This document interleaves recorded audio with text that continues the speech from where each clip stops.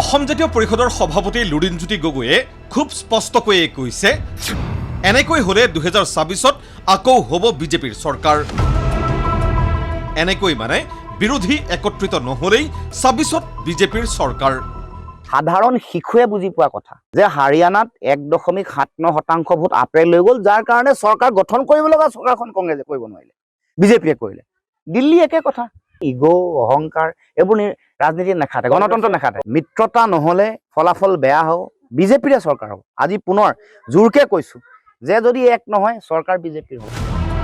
আৰু সেয়া নহবৰ বাবে অহংকাৰ অহমিকা এৰি সকলো বিৰোধীক একত্ৰিত হোৱাৰ আহ্বান আকৌ এবাৰ জনাই উজনিত পঞ্চায়তৰ ফলাফলৰ উদাহৰণ দি লুৰিণজ্যোতি গগৈয়ে ক'লে, উজনি অসমৰ সকলো জিলা বা সকলো সমষ্টিৰ ৰাজনৈতিক প্ৰেক্ষাপটটো বিশ্লেষণ কৰি দেখিলো, কংগ্ৰেছ জাতীয় পৰিষদ ৰাইজৰ দলে একতাৰে খেলিলে বিজেপি ধুলিসাৎ হৈ গ'ল। মানুহক এন্থুটো, মানুহক উদ্যমটো দেখুৱাব লাগিছিলে যে হয় আমি একেলগে আছো। ধুলিসাৎ হৈ গ'ল হলে বিজেপি। লুৰিণজ্যোতি গগৈৰ আহ্বান শুনিলে আৰু এইবাৰ মনত পেলাওক কংগ্ৰেছ আৰু ৰাইজৰ দলৰ মিত্ৰতাৰ ৰাজনীতি। গালি, ককৰ্থনা, কটাক্ষ, পৰস্পৰক ঠাট্টা মস্কৰাৰে বাতৰিৰ শিৰোনাম দখল কৰি অহা অখিল গগৈ আৰু কংগ্ৰেছৰ যুঁজখন।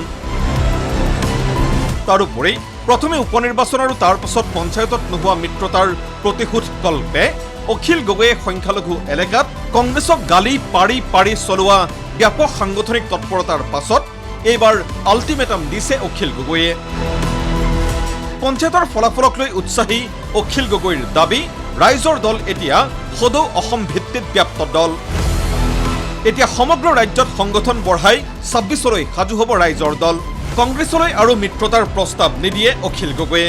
কংগ্ৰেছে মাতিলেহে মিত্ৰতাৰ কথা পাতিবলৈ যাব অখিল গগৈ। এটাই কথা ক'ব খুজিছো যে আমি ৰাইজৰ দলে আজিৰ দিনটোৰ পৰাই সমগ্ৰ অসমত নিজৰ সাংগঠনিক কাম কাজবিলাক আৰম্ভ কৰিছোঁ। 2025 চনৰ পঞ্চায়ত নিৰ্বাচনে আমাক সমগ্ৰ অসমত আমাৰ যে গণভিত্তি আছে সেইটোকে প্ৰতিপন্ন কৰিলে।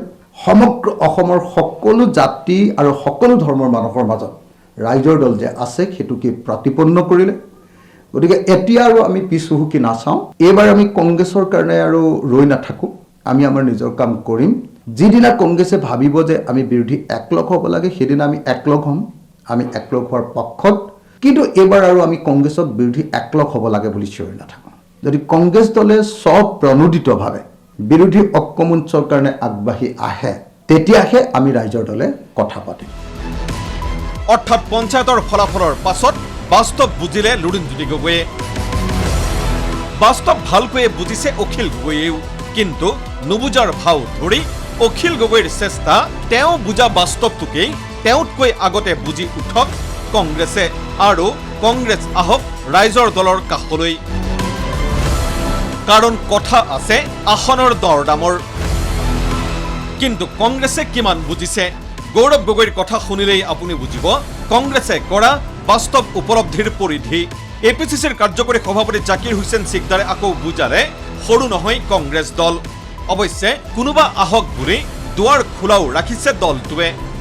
চাওক, ৰাজনীতিটো সদায় মই কৈছোঁ কোনো পৰিস্থিতি স্থিৰ নহয়। হ'বই যে ক'ব নোৱাৰে আৰু নহ'বই যে ক'ব নোৱাৰে। পৰিস্থিতি, সময়, ৰাইজৰ পৰামৰ্শ, দলৰ ভিতৰত চিন্তা চৰ্চা, আমি সেইকাৰণে প্ৰথমে আমি নিজৰ দলৰ ভিতৰত আলোচনা কৰিব লাগিব আৰু বিধানসভা নিৰ্বাচনত কি পাতিবলগীয়া আছে সেইখিনি আমি পাতিম। দলৰ কি সিদ্ধান্ত বা কেনেকৈ ক'ব পাৰি। কংগ্ৰেছ দলেতো পোষাকতা কৰে যে বিজেপিক বেয়া পোৱা, বিজেপি বিৰোধী ধৰ্ম নিৰপেক্ষ শক্তিক লৈ 26ত কংগ্ৰেছে নিৰ্বাচন খেলাৰ মন আছে। বিৰোধী যিসমূহ ৰাজনৈতিক দল আৰু ধৰ্ম নিৰপেক্ষ চৰিত্ৰ যিসকলৰ আছে তেওঁলোকে যদি কংগ্ৰেছৰ লগত একেলগে বহি কেৱল কথাত নহয় কামৰ জৰিয়তে, মনৰ জৰিয়তে, আন্তৰিকতাৰে কাম কৰিব বিচাৰে কংগ্ৰেছৰ দুৱাৰ সকলো সময়ত খোলা। Bureau report, ND24।